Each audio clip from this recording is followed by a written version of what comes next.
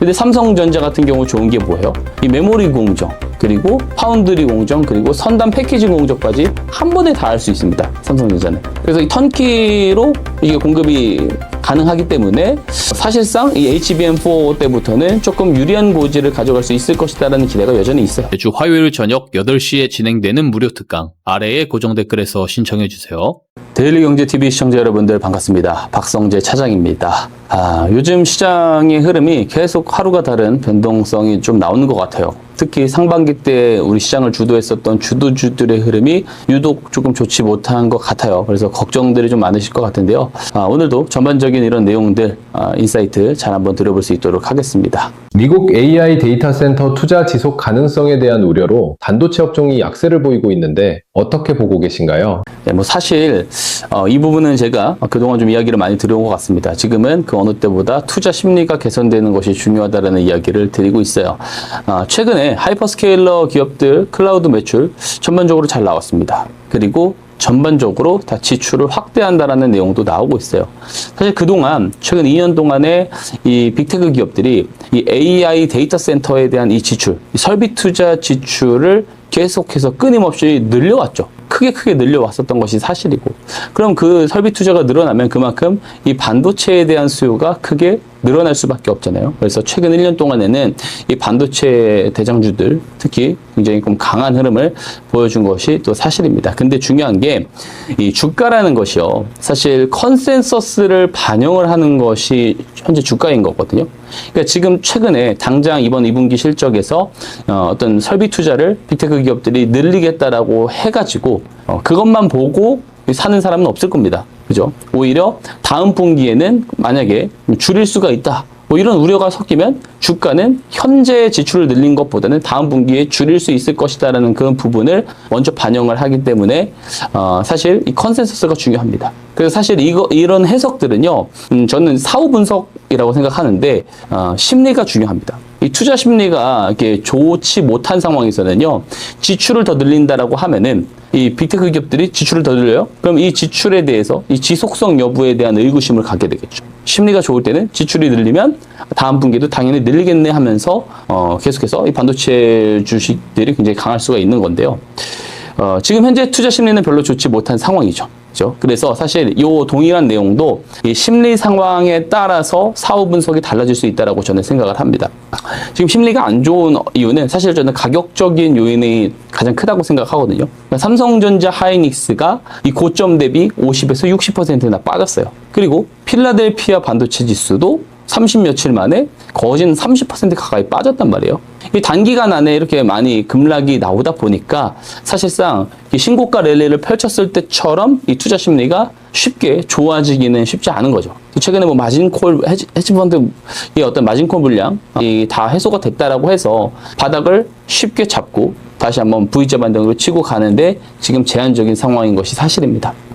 그리고 지금 촬영 일자가 8월 6일인데요. 이 간밤에 뉴욕 증시에서 이 기술주들에 대해서도 별로 좋지 못한 내용들이 나왔어요. 그러니까 스페이스X가 어쨌든 지금 실적을 발표를 했는데 잘 나왔어요. 잘 나왔는데 오히려 주가는 많이 빠졌죠. 왜냐면 대량으로 풀릴 수 있는 이 보호 예수 물량들이 있습니다. 그래서 그 부분들에 대한 오버행 우려가 있었던 거고, 그리고 무리해서 또 캐픽스 지출을 더 늘린다라고 하니까 이런 부분들이 악재로 중첩이 되면서 10% 넘게 빠졌단 말이에요. 그러니까 스페이스X가 어쨌든 지금 차지하고 있는 시가총액 비중이 이제 제법 커졌잖아요. 크잖아요. 상장하고 나서. 그래서 얘네가 이제 10% 넘게 빠지니까 기술주 전반으로 투자 심리가 별로 수급적으로 좋지 못한 상황이 된 거고, 그리고 일론 머스크가 뭐라 그랬어요? AMD 반도체 사용하지 않고, 그리고 이 엔비디아 GPU만 독점적으로 사용할 것이다, 이런 식으로 발언을 했단 말이에요. 그러면서 AMD 주가가 한 7% 정도 빠졌습니다. AMD 주가가 빠지면서 또 반도체 업종에 대한 투자 심리를 더욱더 악화시킨 그런 부분들이 있는 거죠. 그리고 이 구글 이슈도 있었습니다. 구글의 이 AI의 어떻게 보면 그 브레인을 이끌던 이 제프 딘 있죠. 이분이 이제 이런 인재들이 유출이 되는, 핵심 인재들이 유출이 되는 상황이 지금 구글에서 계속 나오고 있죠. 그래서 구글이 이번 클라우드 매출이 되게 잘 나왔잖아요. 80% 넘게 성장을 했고, 그리고 설비 투자 지출도 더 늘린다 그랬어요. 설비 투자 지출을 더 늘리는 상황에서 핵심 인재들이 유출이 돼요? 그럼 투자자들 입장에서는 이걸 어떻게 해석을 할까요? 설비 투자의 어떤 그런 규모 자체는 커지는데 이 조직이 그죠? 이 핵심 인재들이 많이 유출이 되니까 이 조직의 이 실행력 자체가 오히려 악화가 될 수 있는 거 아니냐. 이런 식으로 해석이 돼버릴 수 있단 말이에요. 그죠? 그래서 지금은 뭐 어쨌든 간에 여전히 악재에 조금 더 예민한 어떤 흐름들을 지금 보이고 있는 것이 사실인 것 같습니다. 그래서 이 반도체 투자 심리가 개선이 되는 것이 더 중요하다고 보는데, 개선이 되기 전에 우선 개선이 될 여지를 만들기 위해선 변동성이 조금 진정이 될 필요는 있어 보여요. 지금 너무 예민하게 반응을 하고 있다는 뜻이거든요. 변동성이 이렇게 위아래로 크다라는 것은.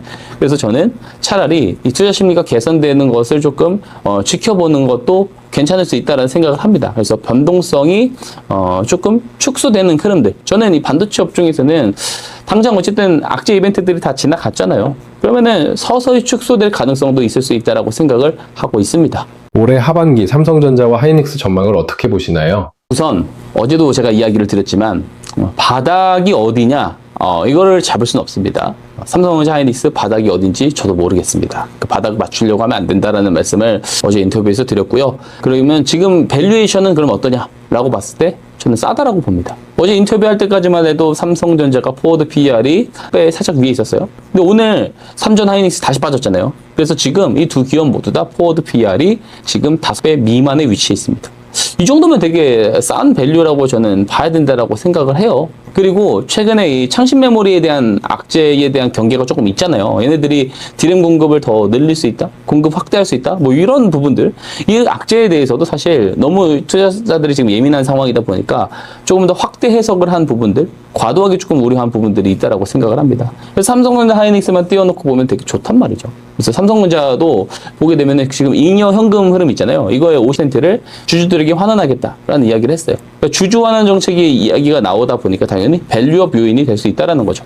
그리고 삼성전자가 HBM4 때부터는, 그러니까 HBM 6세대부터는 상당히 좋은 어떤 주도권을 가져갈 수 있을 것이다라는 기대도 있는 상황입니다. 이 HBM이 5세대까지는 아니었는데 6세대로 넘어오면서 이 I/O 통로가 크게 늘어났어요. 그래서 그 아래에 있는 베이스 다이가 처리를 하는 이것 상당히 많아졌죠. 처리를 해야 되는 것도 많아지고 복잡해졌습니다. 그래서 원래는 5세대까지만 해도 이 베이스 다이를 이제는 메모리 공정, 이 디램 공정에서 만들었어요. 근데 이제는 파운드리 공정에서 만들어야 되는 상황이 온 것이죠. 자, AI 반도체 같은 경우는요, 이 패키징이 서로 되게 잘 맞아야 되는데 각 회사마다 다른 이제 파트를 이렇게 담당을 해서 만들게 되면은 이게 패키징을 했을 때 문제가 발생을 하면은 문제의 원인을 찾고 조율을 하는 과정이 상당히 오래 걸릴 수 있죠. 시간이 오래 걸리죠. 당연히 또 뭐가 발생되겠어요? 마찰 비용이 발생이 될 수 있단 말이에요.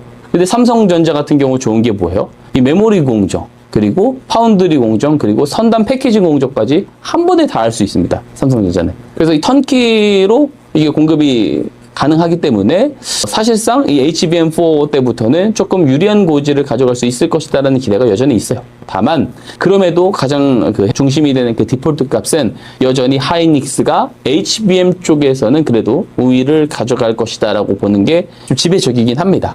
그래서 지금 어쨌든 장기 공급 이야기도 계속 나오고 이런 것들이 탄탄하게 지금 쌓여지고 굳건하게 지켜지고 있잖아요. 앞으로도 실적이 좋아질 수밖에 없는 구도로 가는 거예요. 물론 메모리 가격이 앞으로 고객사 비용 구조 무시하고 계속 올라갈 수 없다라고 제가 몇 차례 계속 말씀드리고 있어요. 그래서 이익률의 증가, 이익 증가 폭은 다소 둔화가 될 수는 있습니다. 다만 수익성이 계속 좋아질 것은 사실이죠.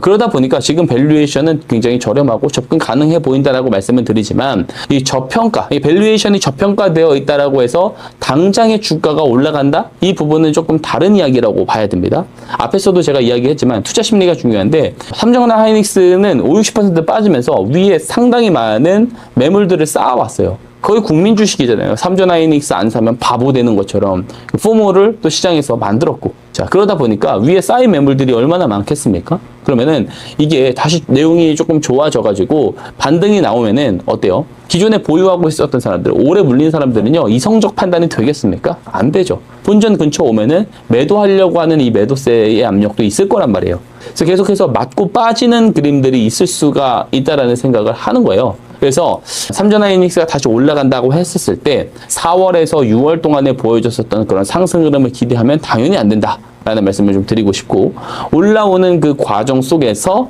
계속해서 맞고 빠지고 하면서 점진적으로 조금씩 올라가는 그림이 나오지 않을까 라는 생각을 저는 하고 있습니다. 그리고 당장에 올라가지 못할 수도 있어요. 우선 어느 정도 변동성이 좀 진정이 되는, 그죠? 옆자리로 조금 가다가 올라갈 가능성이 저는 더 있다라고 보고 있습니다. 그렇게 말씀을 좀 드리고 싶고, 그러면 밸류에이션만 놓고 봤을 때는 만약에 지금 삼성전자 하이닉스를 보유하지 않으신 분들이 있다라고 한다면 일부 비중을 편입하는 것은 정말 좋은 방법일 수 있다. 다만 이게 저점이라는 말씀은 제가 못 드립니다. 더 빠졌다 갈 수도 있고요. 제가 틀릴 수도 있는 것이고요.